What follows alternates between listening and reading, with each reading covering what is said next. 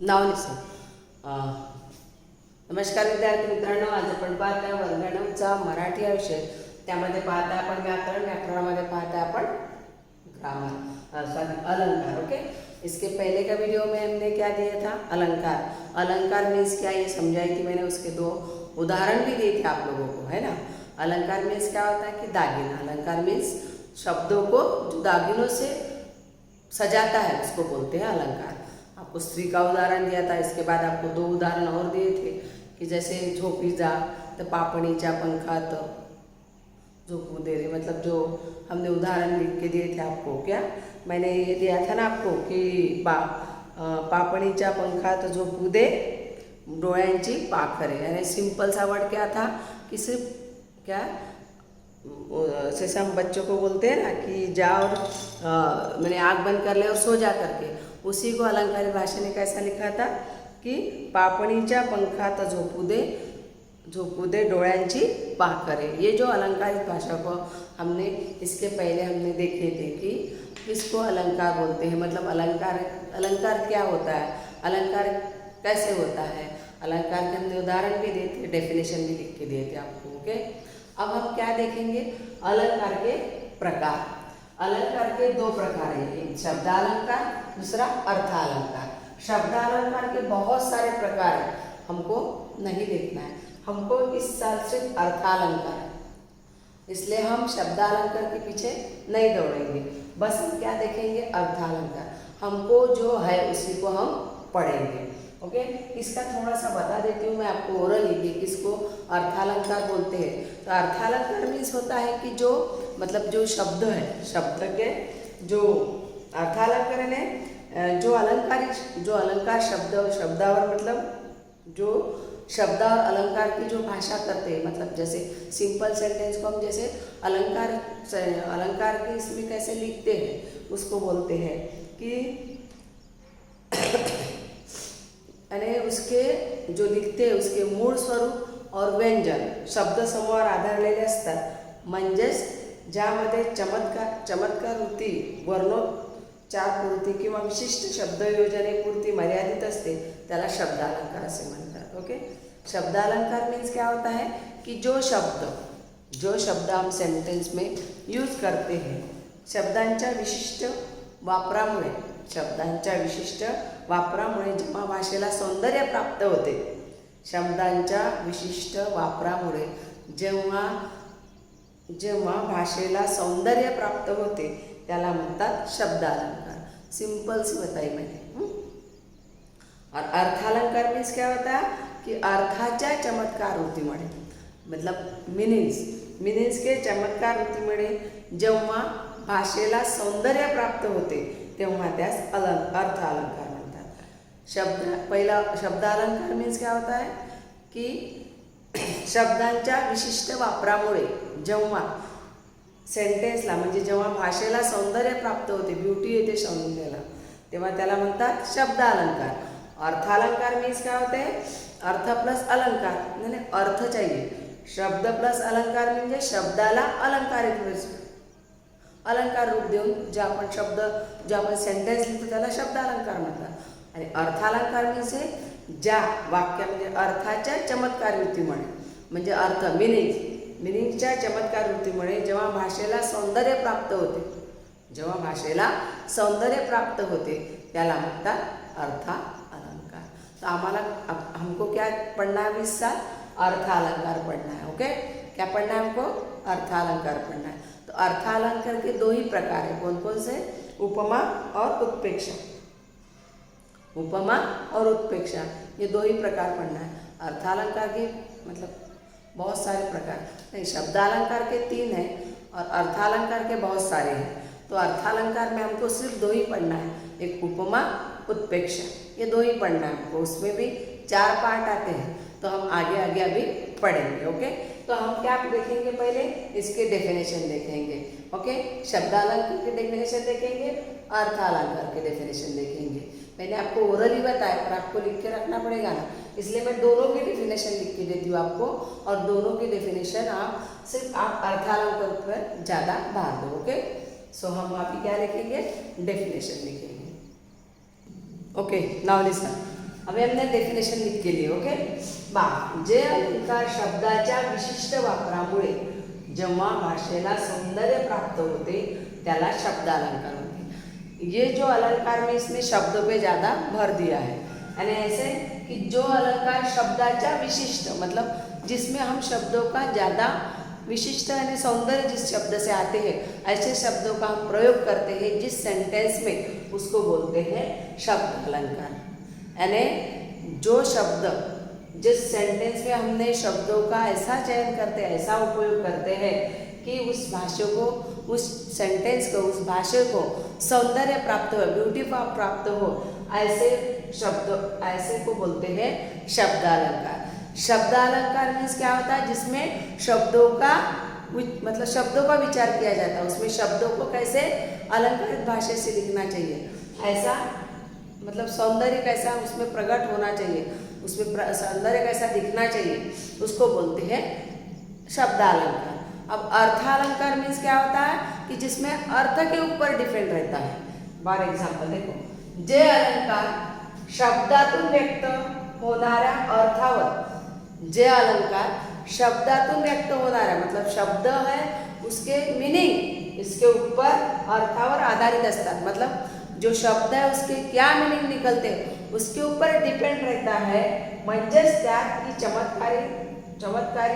चमत्कृती अर्थावर अवलंबून असते. It means क्या हुआ कि जो शब्द अर्थालंकार मीन्स क्या होता है कि जो शब्द का अर्थ जो शब्दातून व्यक्त जो अलंकार शब्दों से व्यक्त होता है परंतु अर्थ के ऊपर क्या होता है डिपेंड रहता है. शब्दों का अर्थ क्या है उस सेंटेंस में उसके ऊपर डिपेंड रहता है. अवलंबून मीन्स डिपेंड रहता है म्हणजेच अर्थनिष्ठ असते. इट मीन्स क्या हुआ कि मीनिंगफुल रहता है उसको बोलते हैं अर्थालंकार. यानी जो शब्द ऐसे हैं कि जिसमें अर्थों के ऊपर डिपेंड रहता है. जो सेंटेंस है सेंटेंस में शब्द के जो भाषा शैली यूज़ करते हैं शब्द के सौंदर्य के लिए जो भाषा शैली यूज़ करते हैं और उस भाषा शैली से अर्थ क्या निकलता है उसके ऊपर उस जो शब्द के अर्थावर आधारित है मीन्स मीनिंग क्या होता है उसके ऊपर डिपेंड रहता है अर्था अलंकार. मतलब अर्थनिष्ठ रहता है. अर्थालंकार मीन्स अर्थनिष्ठ यानी अर्थ के ऊपर जो अलंकारित भाषा रहती है पर अलंकारित भाषा को क्या रहता है अर्थ रहता है. और इसमें क्या होता है शब्दालंकार में उस शब्दों को हम क्या करते हैं सौंदर्य प्राप्त करते हैं. मतलब भाषा को सौंदर्य का यूज करते हैं वैसे शब्दों को बोलते हैं शब्दालंकार. और जिस शब्द में जिस सेंटेंस में जिस शब्द जो अलंकार है उस शब्द से व्यक्त होने वाले अर्थ के ऊपर डिपेंड रहता है उसको बोलते हैं अर्थालंकार. ओके ये मोटा हिसाब मैंने लिख के दी मतलब आपको मैंने बताई हूँ अभी ओरली इसका डेफिनेशन का मतलब ही बताई मैंने कि क्या होता है इसमें किसको बोलते हैं. तो ये आप लोग अपने नोटबुक में उतार लीजिएगा. ओके उसके लिए मैं एक बार रीड करती हूँ. ओके देखो शब्दालंकार मीन्स क्या होता है कि जे अलंकार शब्दाच्या विशिष्ट वापरामुळे जेव्हा भाषेला सौंदर्य प्राप्त होते त्याला शब्दालंकार म्हणतात. अर्थालंकार मीन्स क्या होता है कि जे अलंकार शब्दातून व्यक्त होते शब्दातून व्यक्त होणाऱ्या अर्थावर अवलंबून असते. अर्थावर आधारित मीन्सच अवलंबून असते. म्हणजेच त्यातील हे चमत्कृती अर्थावर अवलंबून असते म्हणजेच अर्थनिष्ठ असते. म्हणजेच हे जर तुम्हाला क्लिष्ट वाटत असेल तर हे राहू द्या तिथे असं लिहा होणाऱ्या अर्थावर आधारित असतात. म्हणजेच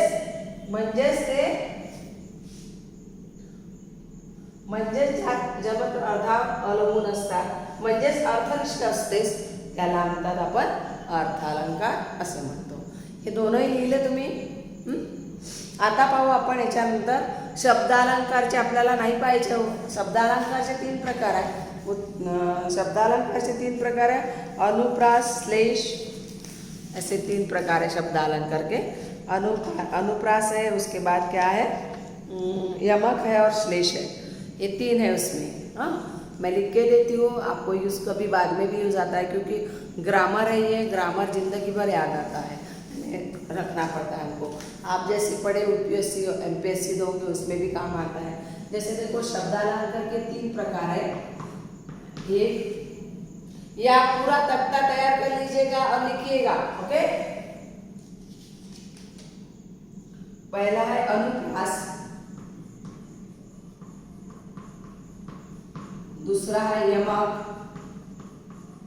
और तीसरा है श्लेष।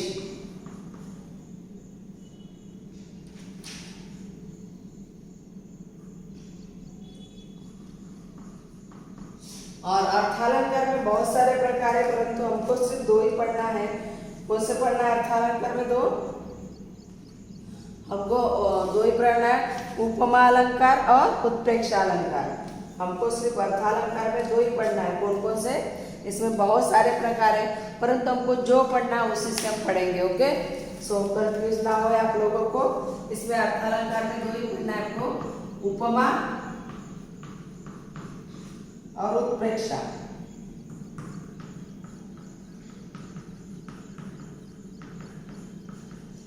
अब हम देखेंगे, ये आप लिख लीजिएगा, चार्ट कंप्लीट कर लीजिएगा आप लोग। अब देखो अर्थालंकार में 3 प्रकार है, एक अनुप्रास, यमक और श्लेष। और शब्दालंकार में 3 प्रकार है। अर्थालंकार में बहुत सारे प्रकार है, परंतु हमको सिर्फ 2 ही पढ़ना है। कौन सा? उपमा और उत्प्रेक्षा। तब तक आप लोगों ने ये लिखे होंगे, इसलिए मैंने ब्लैक बोर्ड पे रखी हूँ, ओके। आपने ये देखो, अब हम देखेंगे अब उपमा किसको बोलते हैं, उत्प्रेक्षा किसको बोलते हैं, ओके। उपमा उत्प्रेक्षा दोनों ही हम देखेंगे अभी, ओके। एक एक करके हम देखेंगे किसको क्या बोलते हैं। आपने चार्ट लिख लिया, इधर का भी लिख लिया, शब्दालंकार किसको बोलते हैं, अर्थालंकार किसको बोलते हैं, डेफिनेशन लिख ली, ओके। उसके बाद हमने इसका वर्गीकरण करके दिया, ये भी लिखा आपने, ओके। अर्थालंकार के 2 ही प्रकार लिख के दिए मैंने, क्योंकि आपको 2 ही प्रकार अभी आपके एग्जाम में है, मीन्स आपको अभी ये करना है आपके पाठ्य पुस्तक में। सो अर्थालंकार और शब्दालंकार के डेफिनेशन, उसके बाद अर्थालंकार हमको अभी हमको पढ़ना है। तो इसमें से 2 ही है, उपमा अलंकार, उत्प्रेक्षा अलंकार, ओके। यहाँ तक के लिखे हो गए आप लोगों का, आई होप हुआ होगा आप लोगों का। सो हम देखेंगे अभी उसके अर्थालंकार के 2 जो उपमा और उत्प्रेक्षा है, इसमें से फर्स्ट देखेंगे उपमा अलंकार, ओके। लिखे आप लोगों ने? So I have the blackboard now. अब हम देखेंगे उपमा अलंकार, है ना। पहला जो है उपमा अलंकार है इसका। तो उपमा मीन्स क्या होता है, उपमा अलंकार किसको बोलते हैं? उपमा अलंकार तो क्या कहते हैं उन लोग? उपमा अलंकार मीन्स क्या? इसकी जो हम डेफिनेशन थोड़ा सा, मतलब डेफिनेशन बोलो, कंसेप्ट क्लियर करेंगे पहले तो, ओके। यानी उपमा किसको बोलते हैं? उपमा यानी इसको मैथी, यानी जैसे फॉर एग्जाम्पल के तौर पे, उदाहरण के तौर पे देखेंगे तो देखो, फॉर एग्जाम्पल महेश वाघासारखा शूर आहे, महेश वाघासारखा शूर आहे। अब उदाहरण इसीलिए दे रहे हम क्योंकि आपको डेफिनेशन बताएंगे तो एकदम से नहीं समझेगा, इसलिए उदाहरण समझेगा तो आपको डेफिनेशन अपने आप आ जाएगी, ओके। पहला देखो, इसमें भी 4 पार्ट पढ़ते हैं, उपमेय, उपमान, साम्यवादक शब्द, ये सब पढ़ते हैं उसमें। पहले देखेंगे उपमा अलंकार में, देखो महेश वाघासारखा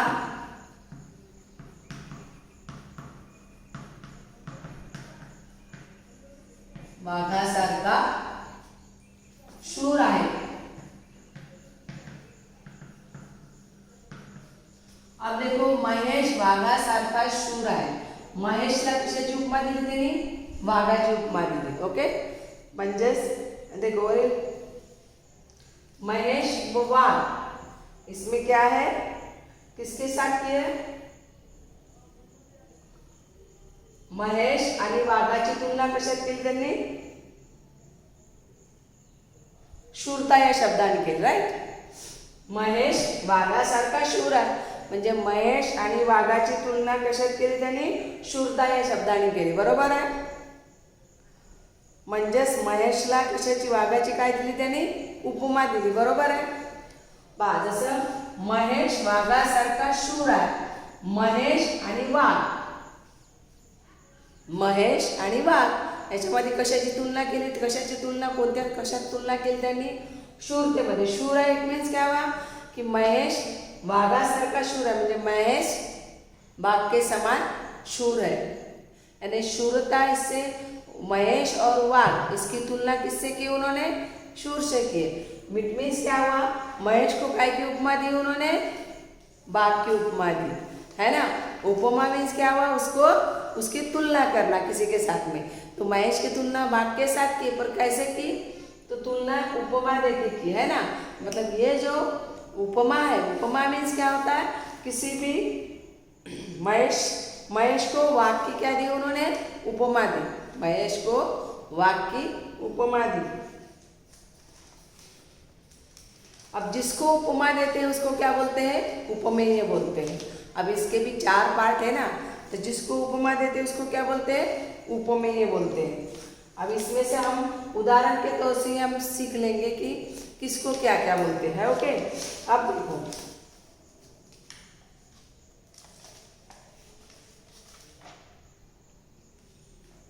महेश की तुलना किससे की हमने, बाघ से की है और शूरता इस शब्द से की है. ओके. महेश और वाघ की क्या की, शूरता से हमने तुलना की. तो उपमा किसको किया, इट मीन्स क्या हुआ, महेश को क्या दी, वाघ की उपमा दी. उपमा. ओके. मतलब जिसको उपमा देते उसको क्या बोलते हैं फिर, उपमेय. जिसको मतलब जिसको यानी जाला, जाला उपमा देता त्याला उपमेय म्हणतात.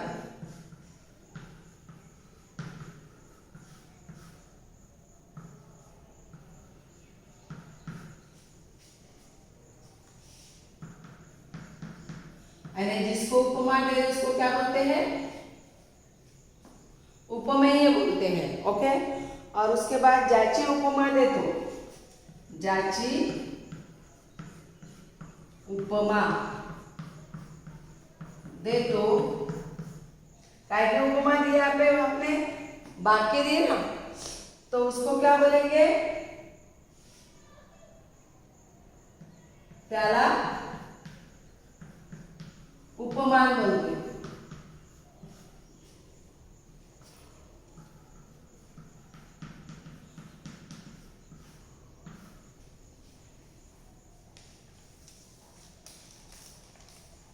इट मीन्स क्या हुआ,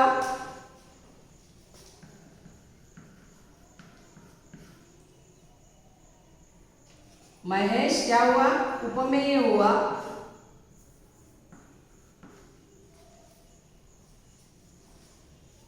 महेश क्या हुआ, उपमेय. यानी क्या हुआ, उसको क्या दी, उपमा दी. इसकी वजह से महेश उपमेय हुआ और वाघ क्या हुआ, उपमान हुआ.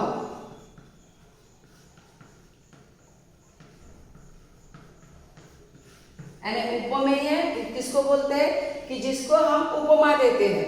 तो महेश को किसकी उपमा दी, बाघ की उपमा दी. तो इसके लिए महेश क्या हुआ, उपमेय हुआ. और जिसको उपमा दे रहे हैं उसको क्या बोलते हैं, उपमान बोलते हैं. इट मीन्स महेश क्या हुआ, उपमेय हुआ, और जिसको उपमा दे रहे हैं, बाघ की उपमा दी है उसको, इसलिए वो उपमान हुआ. आया समझ में. उपमेय उपमान, ये जो उपमा अलंकार में उपमा मीन्स होता है कि उसको किसी से साथ तुलना करना, कोई भी. जैसे फॉर एग्जाम्पल आप दूसरा देखेंगे तो जैसे देखो शाळा माते समान आहे, शाळा माते समान आहे. मतलब जो स्कूल है, स्कूल को किसकी उपमा दी है, माँ की उपमा दी है. तो वो जो उपमेय और उपमा कैसे आएंगे इसमें, शाळा माते समान है. ये आपने लिखे क्या पूरा, मैं दूसरा बता दूँ.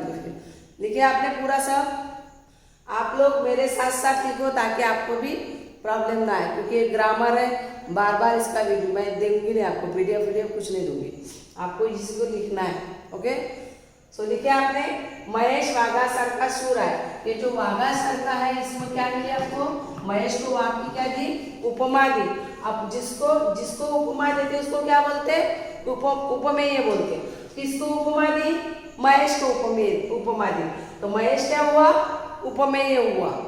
और ज्याची उपमा देतो त्याला उपमान म्हणतात। और किसकी उपमा दी उन्होंने, बाघ की उपमा दी, इसलिए वाघ क्या हुआ, उपमान हुआ। यहाँ पे दोनों उपमेय उपमान समझ में आया आप लोग, समझ में आ गया आप लोगों को। तो आगे बढ़ेंगे हम। ये लिखे आप लोगों ने, ये लिख लीजिएगा उदाहरण के तौर पे। उसके बाद मैं डेफिनेशन लिख के दूंगी। आपको उदाहरण समझ में आएगा तो आपको समझ में आएगा कि उपमा अलंकार किसको कहा जाता है। ओके, लिखा आपने। इसके बाद हम सेकंड क्वेश्चन सेकंड एग्जाम्पल लिए यहाँ पे। ओके, हम सेकंड एग्जाम्पल लेंगे। लिखे आप लोगों ने सबने। Okay, now listen. ये यहाँ तक का समझ में आप लोगों को, आपने लिखे सबने।